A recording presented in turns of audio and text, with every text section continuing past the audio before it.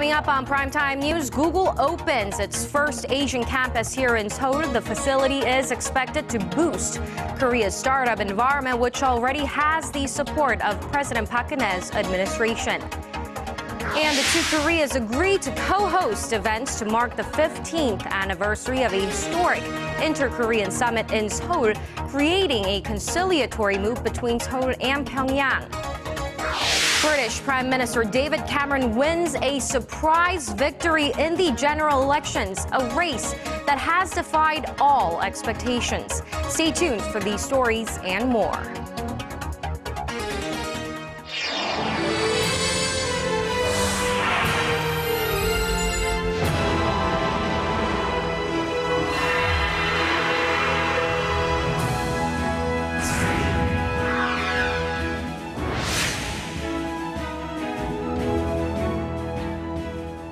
Hello and welcome to Primetime News on this Friday, May 8th. I'm Hwang Ji-hye. And I'm Daniel Choy. Thank you for joining us.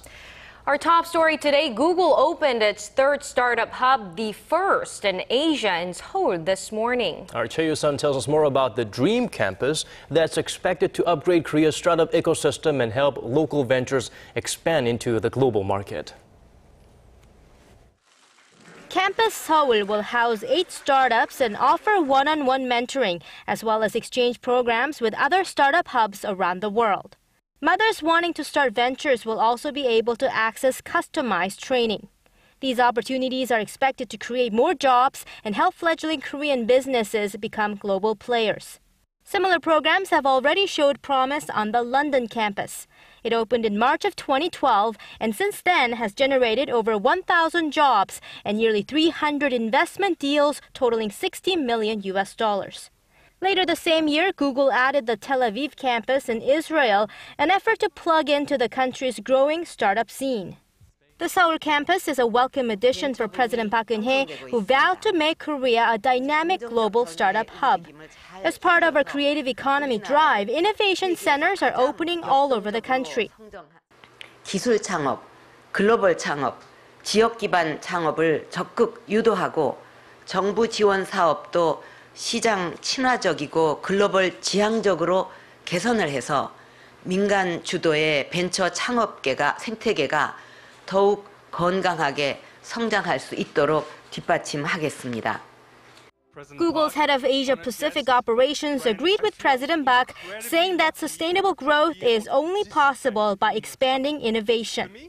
The Seoul campus also plans to collaborate with startup support hubs run by Korea's private sector, like the Asan Nanum Foundation's Maru 180 Center.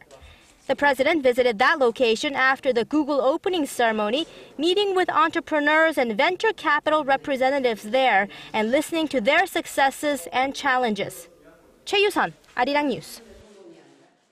And while efforts to foster a startup-friendly environment accelerate, Korea's top conglomerate keeps on investing in a quest for innovations. Samsung Display vows to invest over $3 billion in a new production line. That as Samsung Electronics broke ground on a new chip production line just yesterday. With the details, here's our Shin Se-min. It's bold investment move by Samsung Group's IT-related companies, considering the sharp decline in parent company Samsung Electronics profits last year.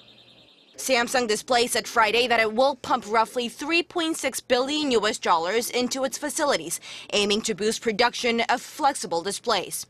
The money may go into Asan production line, responsible for churning out flexible organic light-emitting diodes, or the OLED panels for Samsung's new Galaxy S6 Edge.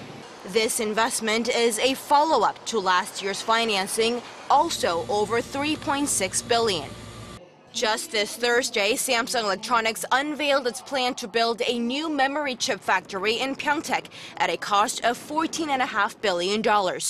And Samsung SDI spent over $420 million on increasing its facilities last year, with more expected this year. This continuous flow of investment is seen as a move to solidify the company's growth sources, building up the memory chip and display panel sectors, and eventually lifting the dependency on smartphone sales, which generated more than half of the revenue last year. Samsung Display has already upped capacity at its LCD production line in Suzhou, China, and received an approval from the Vietnamese government for a $1 billion project to build a new display factory in the country. Shin Se-min, Arirang News.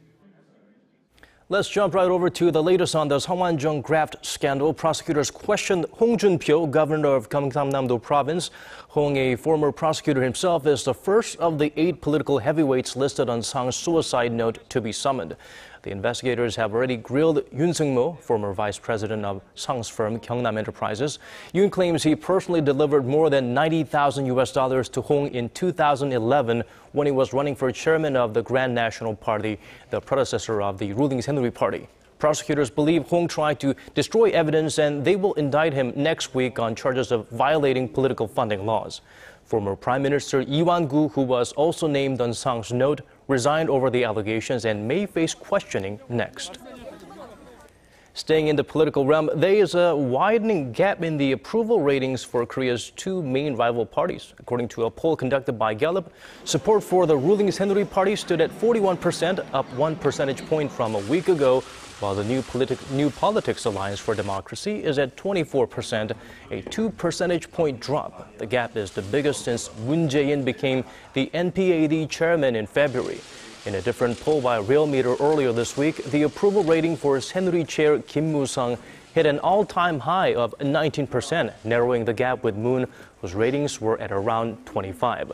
These results follow the April 29th by-elections, which ended with the ruling Saenuri Party's sweeping victory over the opposition.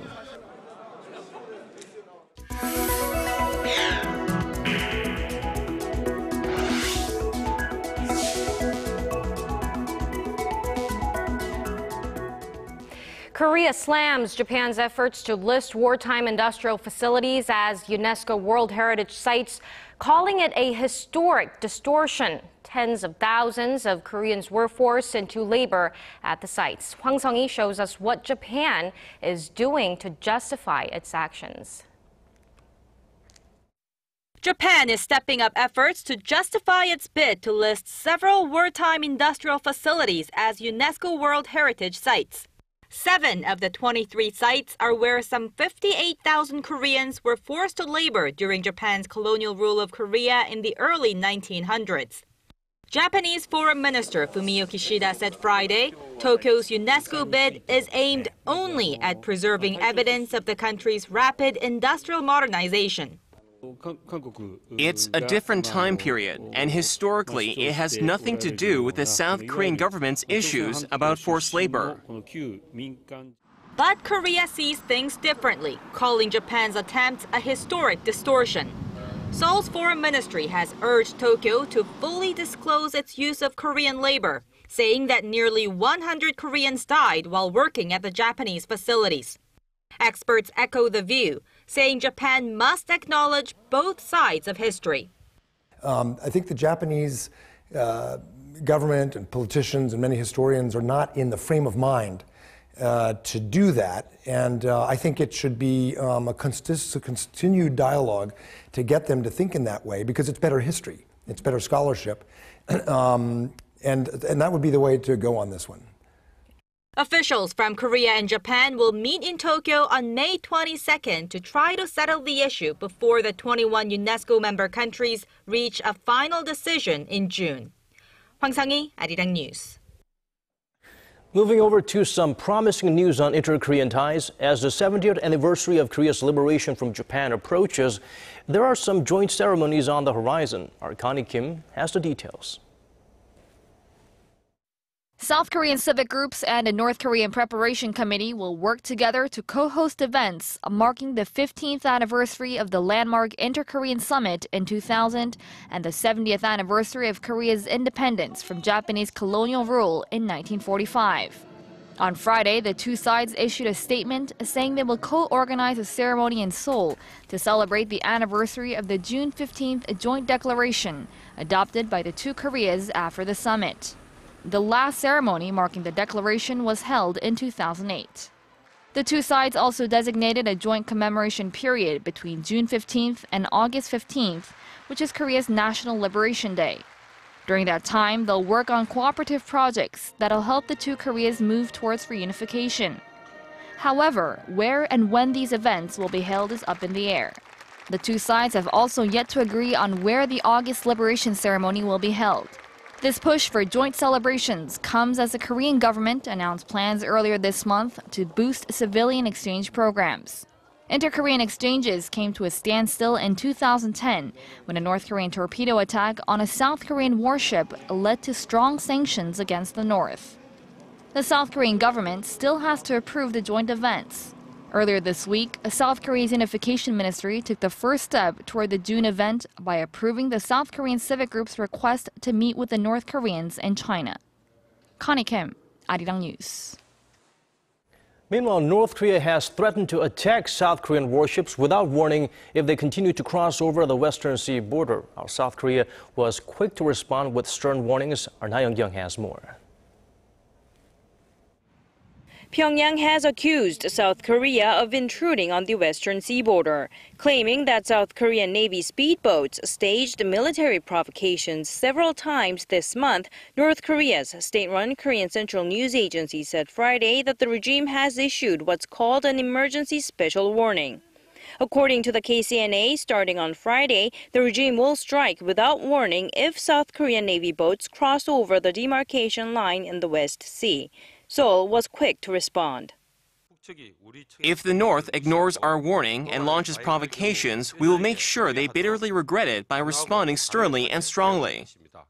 The ministry also made clear that South Korean warships have never crossed the de facto maritime border known as the Northern Limit Line.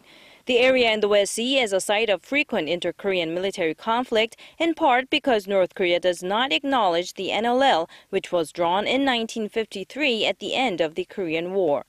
The North insists the border be drawn further south to equally divide the waters between the two Koreas. Experts say Friday's warning may not seem like a huge threat, but given that North Korea is never predictable, South Korea should remain alert. Intentionally or unintentionally or accidentally, the situation in the Western Sea could be escalated into a major conflict anytime. So I think we should be paying more attention with cautions. Na Hyun-kyung, Arirang News. More than a third of the South Korean firms at the Kaesong industrial complex have paid their North Korean worker March wages. An official at the Unification Ministry said Friday that the government will take necessary measures against the 49 companies after reviewing the details of the payments. In February, Pyongyang unilaterally hiked the wages for its workers. Seoul says the issue must be settled through inter-Korean talks. The ministry official said at least 31 of the 49 companies did not apply North Korea's wage hike, nor did they sign notes promising to meet the North's demand at a later date. Moving on to a bright outlook for the solar panel market as demand for the clean energy system rises. Market researcher IHS says gross profits for photovoltaic or PV modules, that's how panels convert sunshine into usable energy, will top $5 billion this year, more than doubling from a year earlier. The firm's latest report identified at least 89 countries where solar installations are expected to grow in 2015. This is good news for Hanwha, a Korean leader in PV modules, as well as other related companies, such as Samsung SDI, which makes solar energy storage systems. Many of you here in Korea have probably had moments when you looked at your mobile phone bill and cringed at how much you had to pay. Back in 2011, the Korean government came up with an alternative known as budget carriers to reduce those monthly costs. But has it been working for mobile phone users? Our Lee Ju-young tells us more.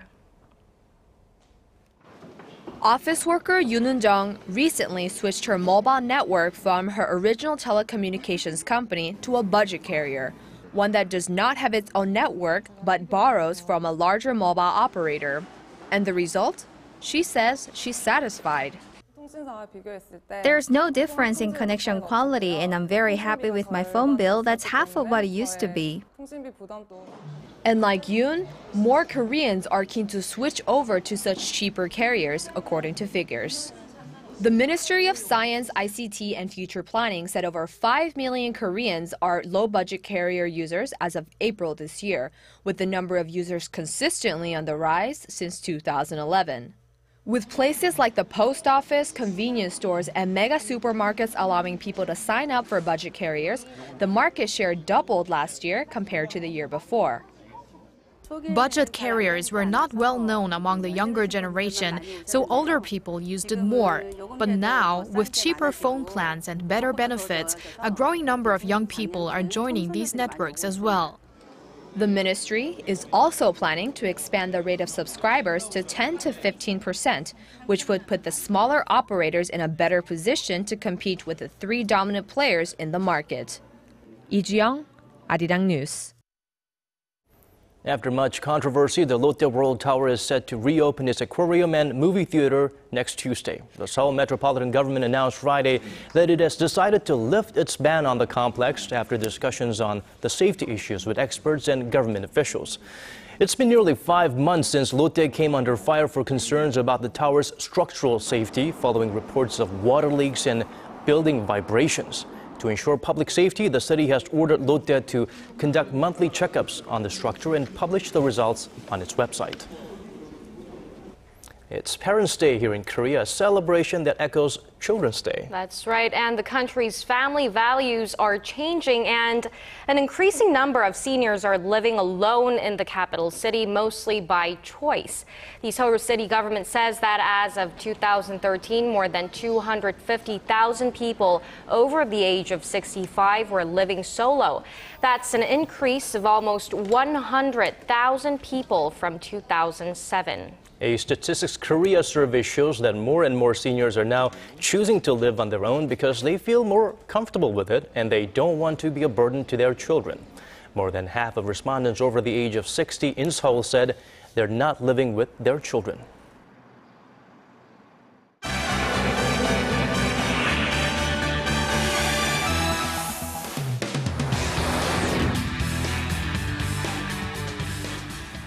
And for more top international headlines, we connect to Polly at the News Center. Our focus today, the final results of Britain's general elections. It's out. Russia and China hold summit talks, and Alibaba smashes market expectations with its latest earnings call.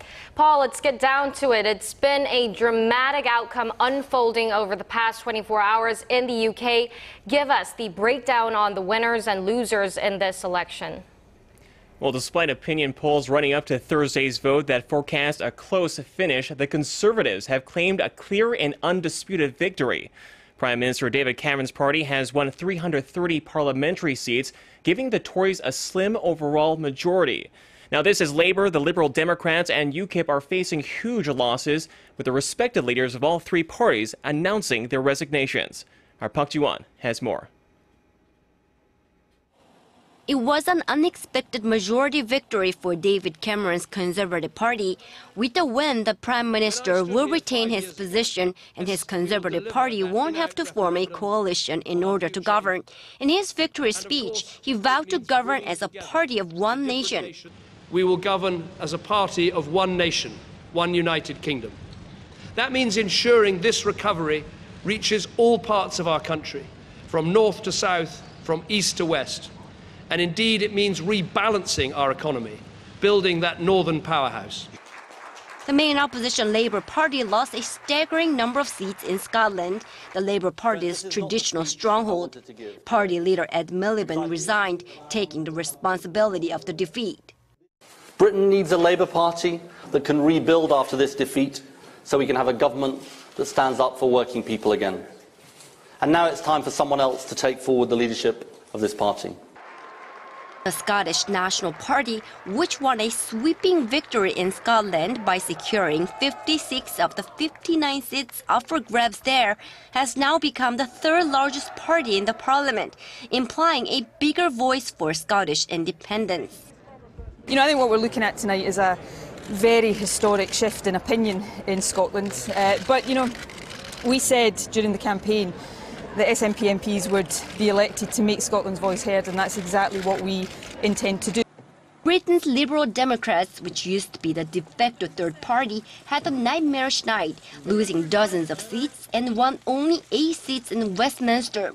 Party leader Nick Clegg resigned after the crushing defeat, and far-right UK Independence Party leader Nigel Farage also stepped down after failing to win a seat for himself. Park Ji-won, Arirang News.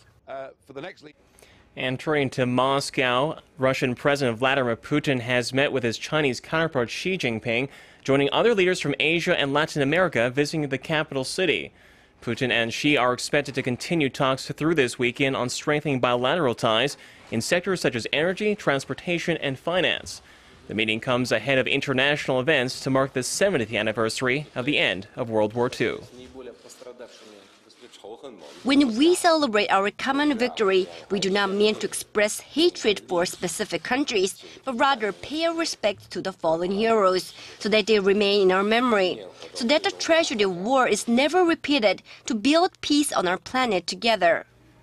Russian soldiers, tanks, and jets are set to be part of parades scheduled on Saturday to celebrate the wartime victory over Nazi Germany. Chinese troops will also be marching through Red Square in a show of solidarity and a demonstration of the nation's military strength.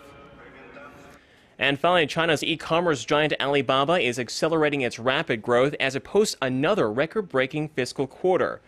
The company said that it pulled in over $2.8 billion in revenue in the first quarter of this year, which easily beat market expectations for the online shopping powerhouse. Now that's a 45% jump from a year ago.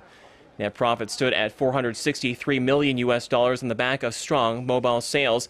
The number of active users on Alibaba surged 37% to reach 350 million at the end of last year. Alibaba also announced its current chief operating officer, Daniel Choy, would take over as CEO. The news helped push shares of Alibaba up 7.5% in pre-market trading on Wall Street on Thursday. And that wraps up our look at international stories for now. I'll see you back here tomorrow night.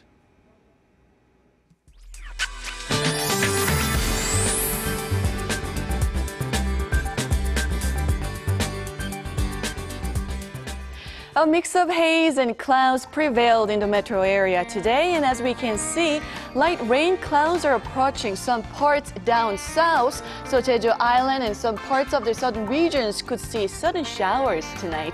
But the rain and clouds are expected to clear out just in time for the weekend. Temperatures will be way above the seasonal averages, hovering in the mid to upper 20s under mostly sunny skies. In fact, the sun will be so strong that the UV index will be high across the nation tomorrow, so be sure to have some sun protection with you before heading out.